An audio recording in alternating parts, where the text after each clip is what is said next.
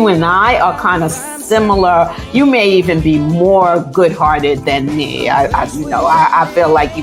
Well, but in our longing hearts, we're all the same. Mutual respect and Yes. a boundary might have been crossed that you, right? So just an example of, it is a great example. I appreciate that for giving me the example to even work with. Let's be the change we want to see. I've never seen difference as negative. I've always been attracted to and intrigued by it. But we're looking for, how are we similar? How are we the same? How can we all just get along? We are links in a chain.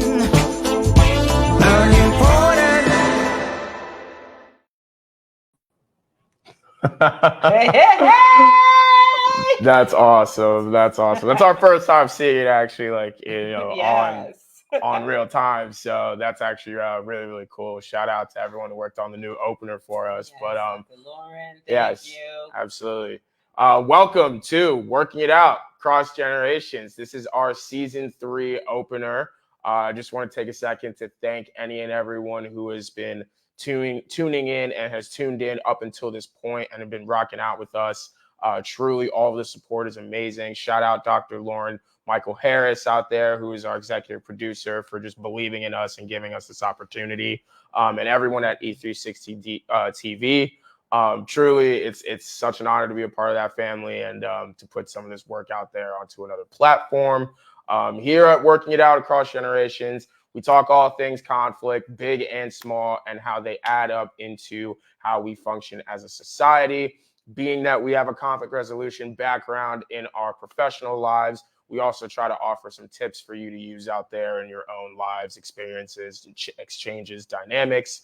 And we have a really, really cool topic today. I'm going to toss it over to Dr. Lynn to bring us into today's episode. Yes, well, we are your co-hosts. I am Dr. Lynn. And I'm Justin. Yes, and if we didn't get that out there in our intro. And yes, in case it's the first time you're joining us, right? But we are excited about season 3. Yeah. It's our intention to go even deeper so that folks can really think about how we are working things out. Look at ourselves, right? And how we're working things out and how we can work things out together in better ways, certainly through having better communication, the necessary conversations that move us forward together. Now, today's topic is, why do we hate difference? I mean, do we truly hate it? I have to say that I really wanted to talk about this topic because it is disturbing to me that I'm seeing more and more evidence that not only is difference not appreciated, but for many people, it is a hatred. It is a true dislike of people who are different, of ideas that are different, of places where people live, the way people worship, all of the things, the way people dress, the way they walk through life. Right, that there is not an appreciation for it or really understanding how difference just makes us better and things better. So I really wanted us to talk about that today, and I'm glad that we are bringing it to the table. And in looking at this topic, I wanted to say, is it just me? Right? I mean, we're in conflict resolution work. So, of course, you're going to see people have conflict and go through the process of trying to work things out. But does that mean that people really don't like difference? Does that mean that there's a growing hatred, not just in the United States, but throughout the world, for people that are different and what they bring to the countries, the places, the spaces that they're in?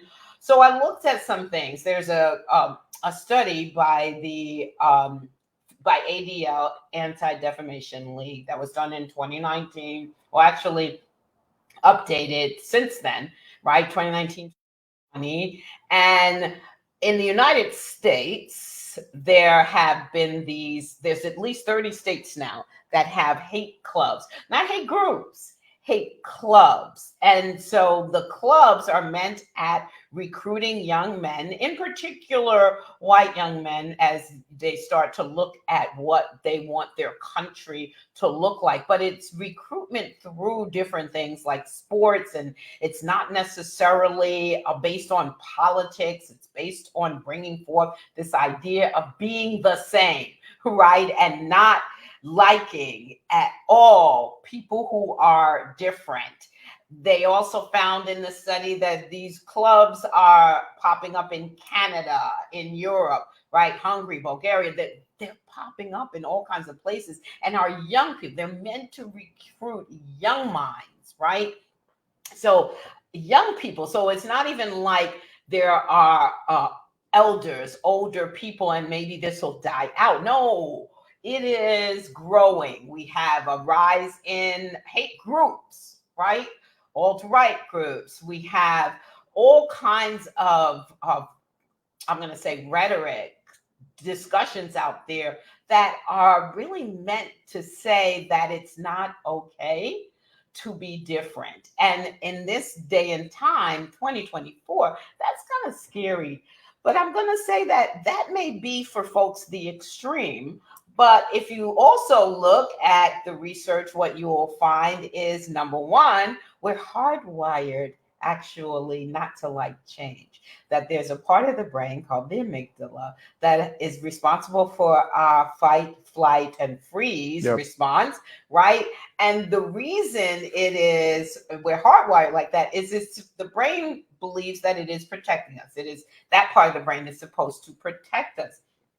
But what it's protecting us from is change, doesn't like change, wants to categorize everything and put us all in boxes. So we're wired that way. But then when you add to that the way we are socialized, so we're socialized also to believe that the more similar we are, the better. The less difference that there is, then the less that there's going to be conflicts, the less that we're going to feel uncomfortable, right? The less we're going to look, what do I want to say, stupid, like, oh, I don't know that particular custom or language, right? We're hearing all of this. I know in the United States, speak English, when English isn't even our national language. But in any case, we've got so many different things working at the same time to promote this message that difference is bad, that we can't help in some ways to be going in this direction. But for us not to be pushing back really concerns me. So I really wanted us to take a look at why it seems that people don't like difference. And I think for one thing, there's a real discomfort. And I think it comes again through socialization. We are a society that has declared making mistakes like almost a sin. I mean, people get chastised, crucified for making mistakes when mistakes are how we learn. We're all here to make mistakes, and we make mistakes from the beginning of our lives till the end of our lives. No one is perfect nor meant to be. But when a society has people laughing at you and bullying you, making you feel bad about the fact that you've made a mistake, when you have people who speak different languages and then are made fun of because of an accent that they may have, right, which they should have if they're speaking a different language, then you know that making a mistake, right? Because it's not a mistake to speak the way you speak, but that's looked at as a mistake. So you get chastised, you get humiliated for things like that. Simple things, right? When people don't know an answer, oh my goodness, but you get called stupid, dumb, all of these things when you don't have certain letters after your name. The list goes on and on about how we make being different almost a crime sometimes. And I think that that we've got to really pay attention to this and think about, we're all guilty. Again, remember, we're hardwired, so the brain may say some things to us, right? Send messages, signals to our mind that something or someone that may be different from us is strange, right? And they're not comfortable to be around. We've got to really pay attention and fight against this. And I just feel like it's a really important topic. I don't know what you want to share on the topic, because I can talk generational stuff for real. Yeah, we know you can talk. So that's great. Thanks for reiterating for everyone. I think what we already know. No, it's great stuff. And definitely, I definitely second a lot of that. And I think a big reason as to why I think this topic is important just to even talk about, put on the table, is really how questioning and starting to analyze a little bit more how people get to their consensus at the end of the day of the things that they like and don't like, or things in which, things they don't like and that are different, right? Specifically, that are different. I think that there's a lot of different reasons, but stuff that I've seen a lot is like a lot of hearsay, right? Mhm. A lot of people not even experiencing certain things for themselves. They just have heard something from someone that is a trusted source for them, which is completely valid, right? Deeming that a trusted source for yourself. However, when it comes to really like doing that check-in with yourself, I think across generations, that's not an idea in which we've nurtured when it comes to conversations around difference. How did you get to not liking this particular thing that you are not used to seeing or haven't been exposed to that much in your life? And I think that those kinds of check-ins, you know, are really important, because we are forever growing and we're forever taking in new things. And, we reach times in our lives where, we maybe didn't like, I don't know, let's say spice when we were a kid, and then we grow up and we like spice all of a sudden, and we eat spicy food all the time and all these different things, right? And to be able to sit with yourself and say, well, what was spice doing for me as a child that it's now feeding in me now? Right. And whatever it is outside of just like naturally like palates changing and things of that nature. Right. But again, when it comes to that personal check-in, I think that that's really what attracted me to this topic, in that we need more of that to really get down to what we're so confident in, not only stamping for ourselves, but trying to stamp for other people, whether that's in forms of policy, whether that's in language we use, whether that's it, just whatever it is. I believe that we got to check more in with ourselves before we go start putting things out there, for other people, right? I think that paying it forward is really something that I live by, and I want to make sure that I'm giving the most potent stuff possible. And I think that potency comes from sitting with yourself at different times, at for different lengths of periods of time, to really see like where you're landing with stuff. And so generationally, if we're moving into generational, I think that my generation probably needs a little more of that.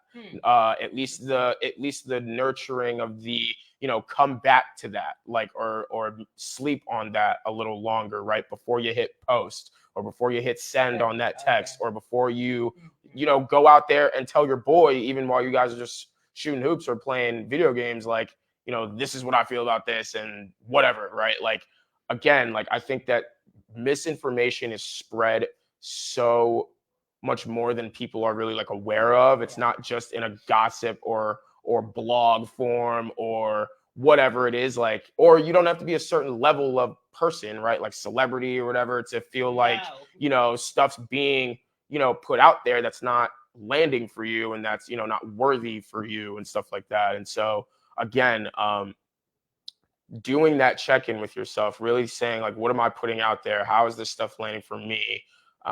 Before you even go think about, you know, uh, writing up that post, sending that text, giving that advice, right? Whatever it is, really make sure, I think, that, you sit with yourself. And that's something that we need to instill more into our young people. I say all the time that younger people, when you're earlier in life, um, you're more likely than your, authoritative counterparts, just more emotional and have less language for everything you're feeling and experiencing, right? So imagine that, and not nurturing. However, that you do grow and you do change and things do evolve, and you should come back to that and, be open to this and things of that nature. And I think that we need more of that in the masses for our young people, as we are just spreading misinformation left and right all the time. And as authorities too. And well, I'm just Right? speaking. I can only speak for my generation, right? And That's being what I'm the fact saying. that, oh well, even as authority, yes, as Right, authoritative figures, yeah, you're we're speaking as absolutely. We have authority. and we have platforms as well, and all these different things, and we absolutely can take on that kind of, this is how I see it, and this is how you need to see it, and really double down on that. When in reality, I think that there's so much value in having difference at the table, difference of background, difference of culture, difference of language, difference of all of these different things, right? Because that's really how you start to get a real new perspective, and also just different entry points for really, really difficult conversations, as well as difficult even dynamics sometimes to achieve. So, Well, it's funny because uh, it's interesting to me that I noticed on social media that, oh yeah, and shout out to Mike and Tony for joining us. Thanks for joining us. We see your comments there. I noticed on social media, it's like, when I say with authority, I don't mean always that y'all have the authority, but y'all speak. Many of you from your generation and millennials, when you're on social media, you remind me of when I was growing up, like newscasters who, okay, you went to school and maybe they're not the best authority because we all have bias, but it just speaking like, hey, you should be listening to me because I know all of these things, when the reality is many people on social media are just speaking from their own space and opinion. They're not necessarily doing any research on it, or really even talking to people, or even experiencing a lot of these things. I think that's true, and I mean we could also say that about like the Wendy Williamses of the world, and like whatever. Like I just mean like yeah, if you're young with a platform and 1.5 million followers on Instagram, you're gonna think you know some stuff. Yes. Same as Wendy Williams, who doesn't know a thing personally, in my opinion, but she's got the platform to do as she does and has for a long time, right? So I think even going back to one of these comments, Mike, thank you. It's not only the young, us older roots need to do the same thing. Like, yes, yeah, plenty of y'all have had. No, I know. I'm just saying, plenty of y'all have made a living off of having a platform and then spreading bull on it. So, like, I don't think that. I think if anything, there's like a lot of similarities in the generations with that. But I mean, even I might think at times if I had 1.5 million followers on something, I might think I know what I'm talking about. So I think in the human psyche, there's a deeper thing there. However, right, getting to the, have you experienced that yourself? Have you talked to this person yourself? Like, have you heard them, or whatever it is in their most comfortable form, provide you with an opportunity to learn and be welcomed into that said difference that we're so against in the beginning, right? Yeah. So again, I think that's just so much everywhere. Yeah, but I had to make sure I had to make sure I put my dog Mike's comment up there, because I saw that earlier and I knew I was gonna have to bring that up at some point. So I appreciate you, brother, helping me bring that to the forefront. Yes, everyone's got to work on that. Everybody's got to work on that. I would agree. Yes. And you're right, because when you see people out on social media, they really do act as if. Yeah. I don't care. I've seen people with 10 followers. Yeah. For like sure. Speak on it. But we all have biases and stereotypes and all these stories about this group, those people. And a lot of times, I'm not even going to say sometimes, a lot of times people have never even met anyone, not even one person from that group that they are talking about, that they're spreading that stereotype or that myth about, much less having lived in community with folks to really get to know, right? Be in people's homes and be in community with them, share meals, show conversation. That doesn't happen a lot. I'll speak in the United States, we live in a very segregated way. A lot of us who have opinions about other people, right, and other ways of living, have no experience in the midst of those folks. Or we had one bad experience and now it pertains to everybody in that group. And I think that that is absolutely a way that hating, disliking, being uncomfortable with difference, it festers and gets nurtured. When I was coming up, we grew up, oh my gosh, they drove it into us. Yeah, I was just gonna America ask is you, a please. melting pot, a Yeah. melting pot, a melting pot. So, today I decided to be adventurous because I already knew what that meant, but I looked it up, and the definition I found is a melting pot is a term used to describe Americanization in which immigrants, and also us Black folk who ain't immigrants, we've been here, your brothers here enslaved us, okay, adopt American culture and abandon the culture of their home, the culture and the languages of their home. That's what was meant to be by melting pot. I kept remembering being told that some of the things that I did and liked as an African American were not really American kinds of things, or were not really things that other people could understand, right? And that as a melting pot, we had to do things the same way, right? We had to like the same things, we had to think the same things, and it was disturbing to me. When I was coming up, also when I was 7, my parents moved us from an all Black neighborhood to an all white. It really was all white neighborhood, and predominantly white, 99%, right? But I can remember, interestingly enough, that the people that I spent most time with were a very mixed group in a very small kind of demographic, where being someone who was not in the majority demographic was very hard to find. But Chinese American, one of my friends was somebody who I guess would be in special ed today, but you can look and see that there were differences in the way that her brain functioned. I don't want to say the word that she was classified as back then, because it's a negative connotation that we no longer use, or we should not be using that word anymore, even though I know there are people that use it. And then also, of course, white and Black. Finally, a Black family moved into our neighborhood, and then Puerto Rican family moved into, those were I just love difference. And I wasn't like, oh, she's different, I want to be with her. It was just intriguing. Wow. How do you do things? What happens in your culture? What happens, right? That was just always a natural intrigue for me. And I just never understood when people would tell me, oh, you shouldn't be with that person, or this group is like that.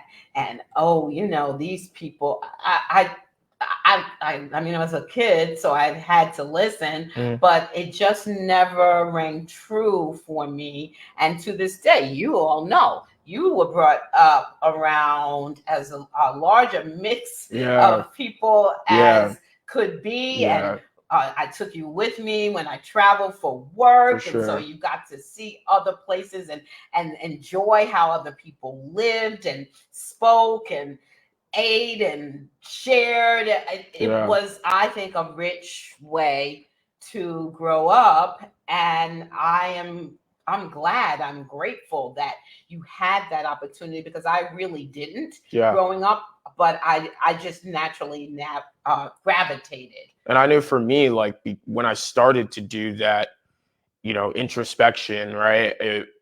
Why do I like difference? What about it is so intriguing? Why do I, like all those different things? It came back to me thinking about my upbringing, right? And genuinely just all different kinds of cultures and backgrounds and upbringings, right, that I've been exposed to since my first day on this planet. And so again, I think that doing those check-ins with yourself are just so important. You're going to hear that a lot, have heard that a lot, you're going to hear it a lot more, right? But checking in with yourself, really, really, really important. Yeah, I want to throw this up. Yeah, Mike. Wow, I think that goes to why a lot of people don't like to be original and might be stuck in that melting pot trying to fit in or get along. It's Yeah. safer, Mike. And the overall message from society is that it's safer, right? If you're an original, then you are inventing something that probably goes against the grain, and folks don't like that.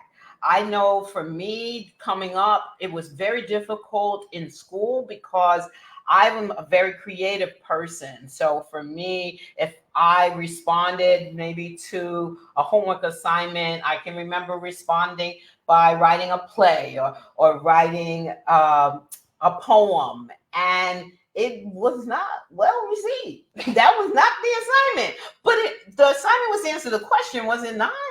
So how I answered the question, that was important. I had to fall in line with the exact way everybody else answered the question. I understand studying format, but why is it wrong to be original in the way that you do something, right? And respond.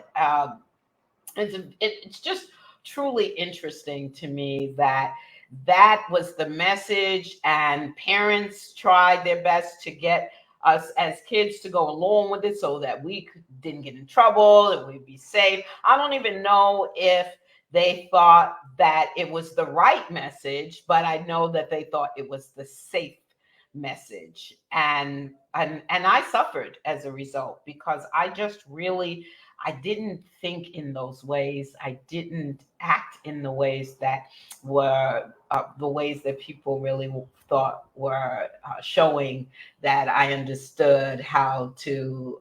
I even say play the game. I knew how to play the game. I just didn't really enjoy playing it. Yeah.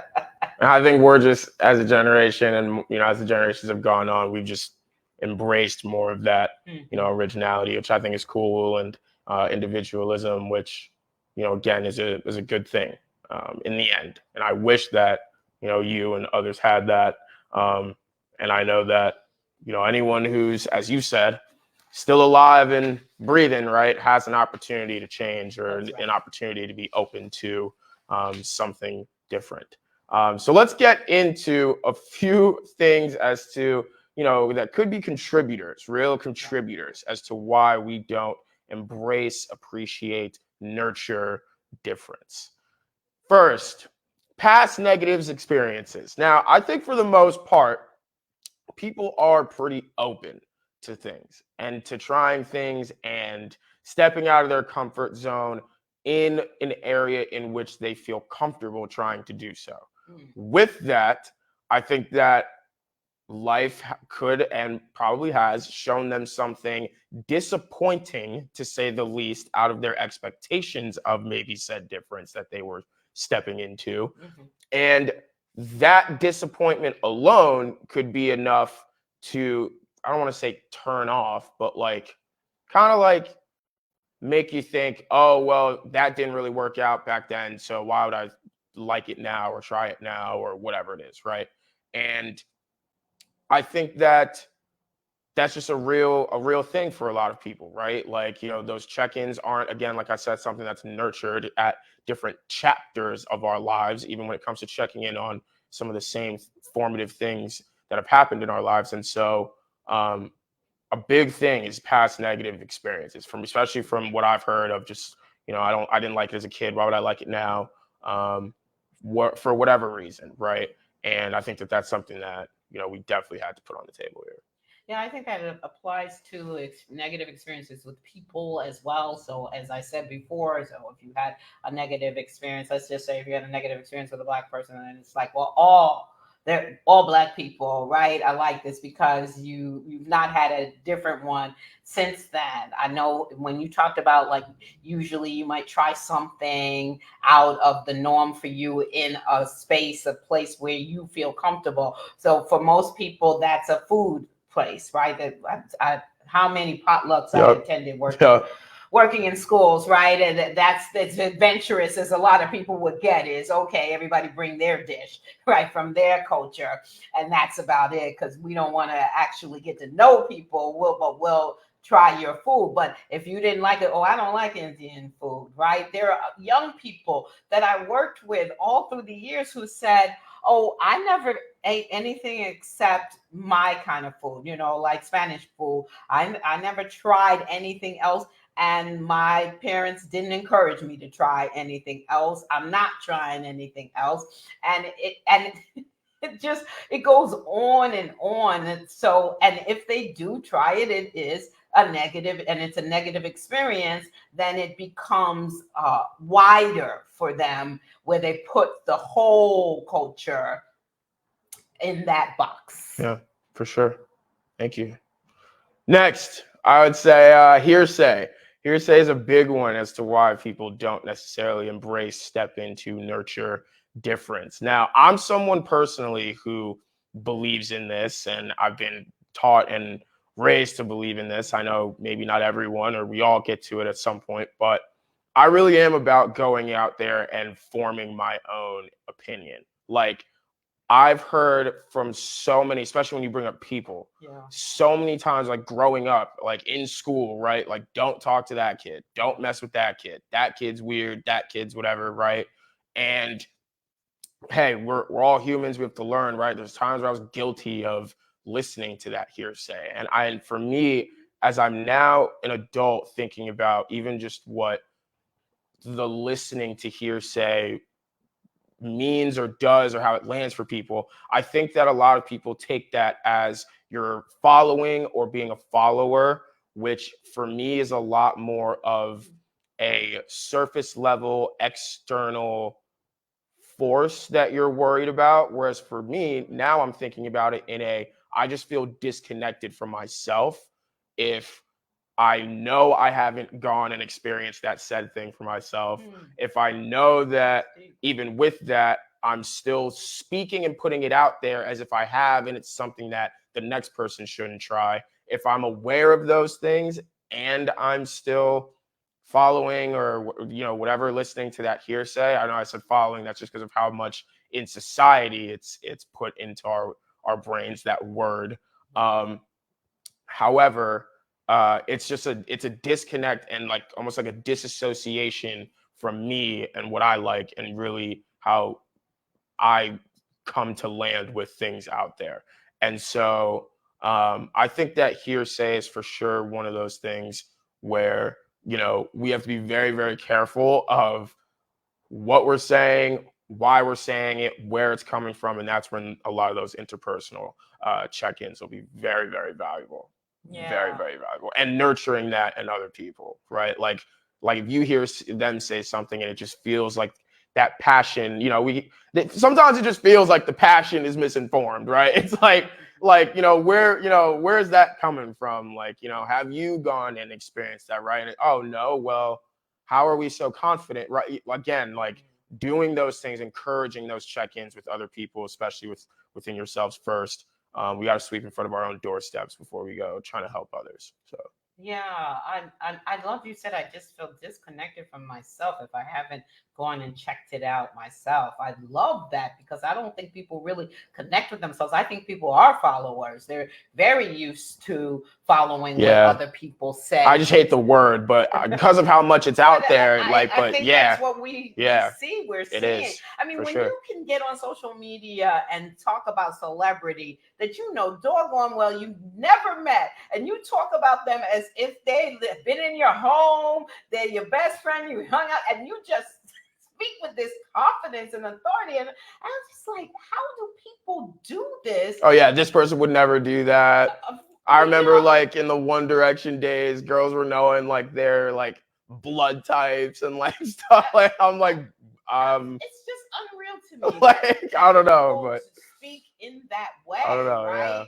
Yeah. But I want to speak on the hearsay, but I want to bring up Mike's comment as a lead-in, right? For myself, I think I hold on to negative experiences too long. Thank you for being able to It's be very honest vulnerable. about Yeah. that, right? And they come up at the wrong time in my head. Wow, I love that so much, Mike, because then what happens, right, is that hearsay is very easy then to believe, right? Because if we've had that negative experience and somebody says something about the group or the place or whatever it is, right, that is negative and it is hearsay. So it's easier to believe, oh, Yeah. yeah, that happened to me, right? So therefore, that must be accurate information about this entire group or this entire experience, whatever it is. And I think that people don't even, it's interesting you use the term hearsay. I don't even know that people use that anymore because I think everybody thinks everything is facts. It's like it's not even Mm. hearsay. It's that people get to comment on absolutely everything and think that it's okay to comment.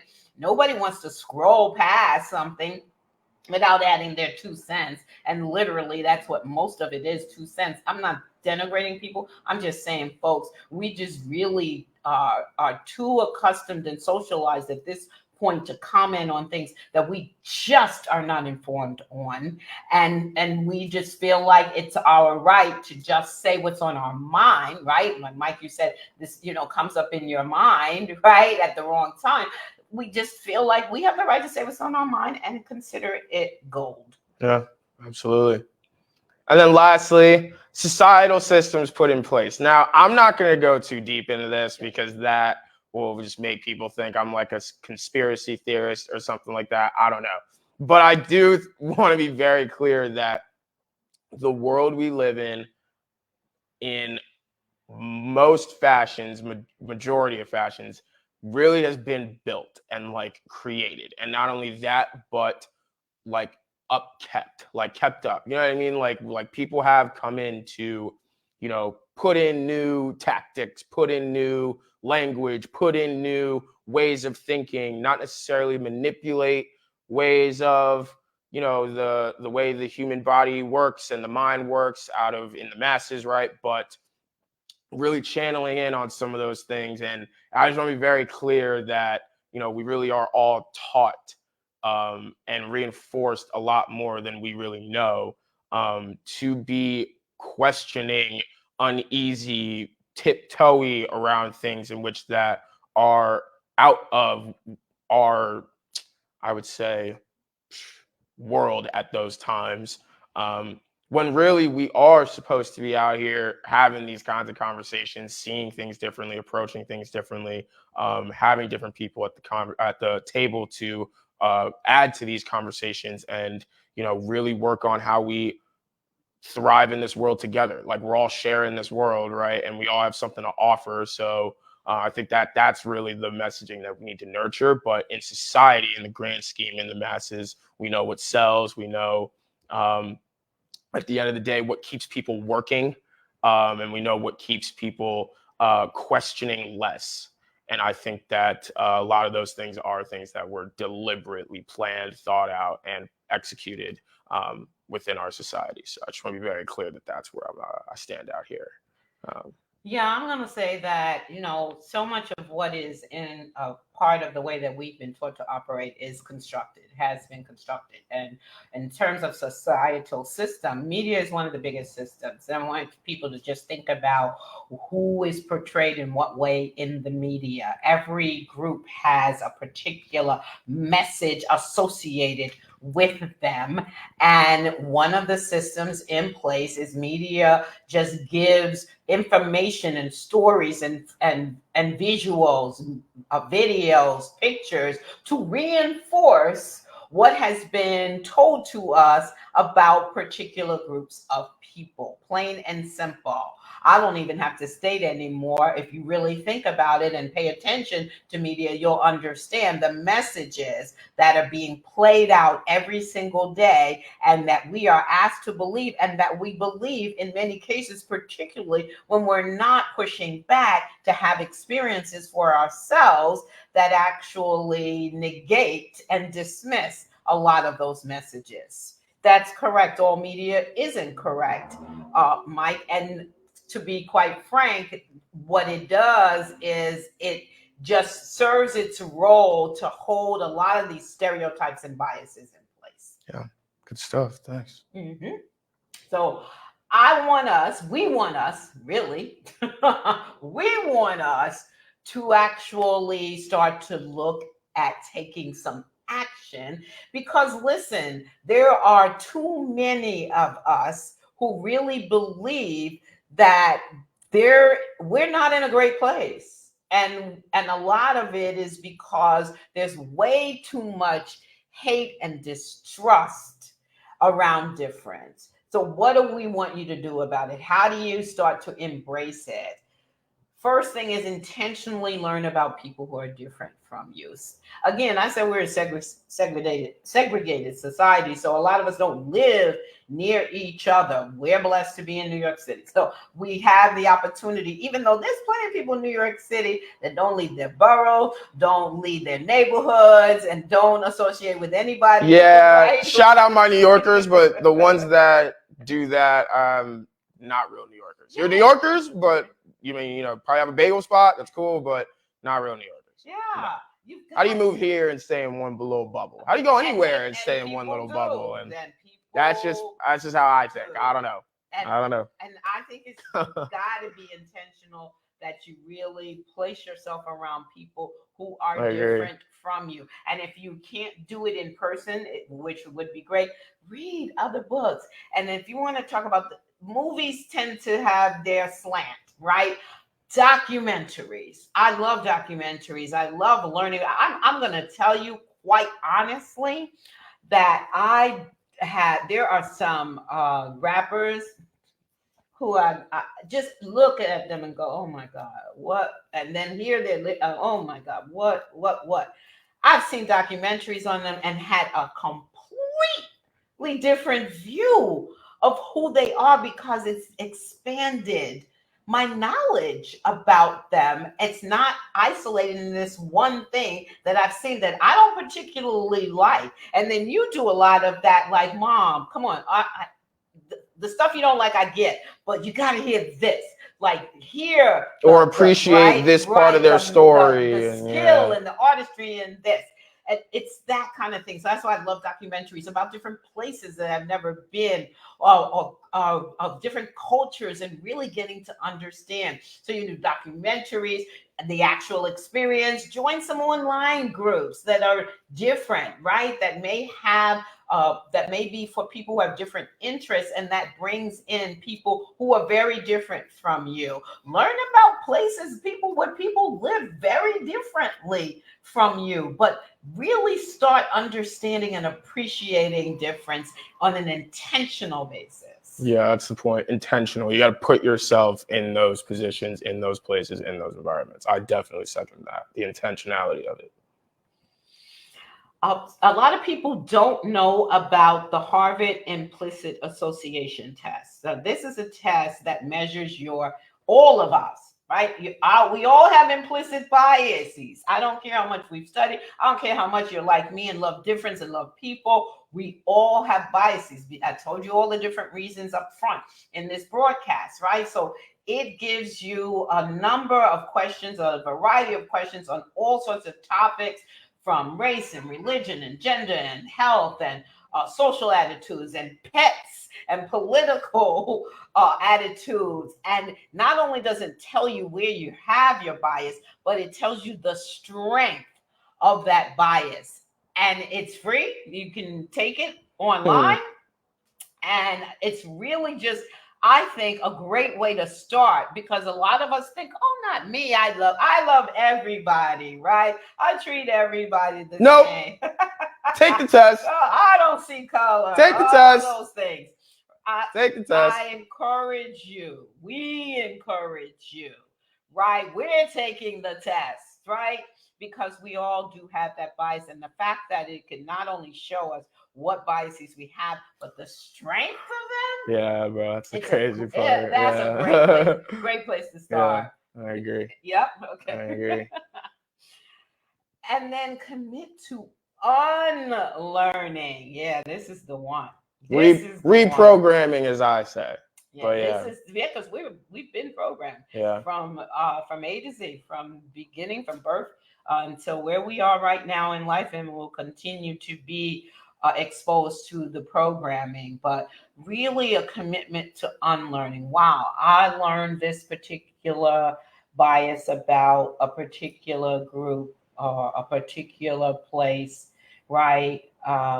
This may tick people off, but I gotta say this because it's always annoyed me. I grew up with hearing, and I still hear that the United States is the greatest country on earth. I'm not going to argue with you, except I will ask you, how do you know? Have you lived anyplace else? Not visited, not even traveled, not even stationed in for a few months. I mean, have you lived any place else to know that that statement that you are saying is true? It's one of those things for me, right? That's a great point. I didn't know where the hell you were going there. That is a great point. Yeah. Really It's a done your great point. research on that. I'm not saying you don't love it. Hey, It's a great love point. it. But when you make statements, when we make absolute statements like that, where does that come from? But something that you learn that you need to start unlearning because you're basing it on what has been told to you. I mean, when I grew up, we learned everything by memorizing and reciting it 9,000 times.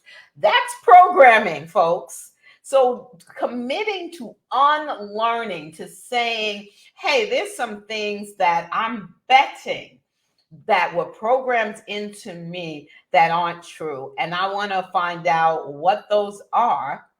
And I want to unlearn those things and replace them with some real knowledge. Yeah, that's real. I'm about that. Reprogramming is the way I say it, just because of how much we are reinforced to keep up with not necessarily liking difference, but absolutely commit yourself to unlearning. There's a lot of stuff that we've all had put into us, and not by choice, that we've somehow, some way made a part of our lives. So yeah, check out what some of that stuff is for yourself. Right. And it can be within your own, like, I can tell you that my mom, people her age, my grandmother, my mom's mother, my other grandmother was cool, like had to unlearn about my hair, about hair. Like, you don't wear your hair like that. It's not, all of these negative connotations that come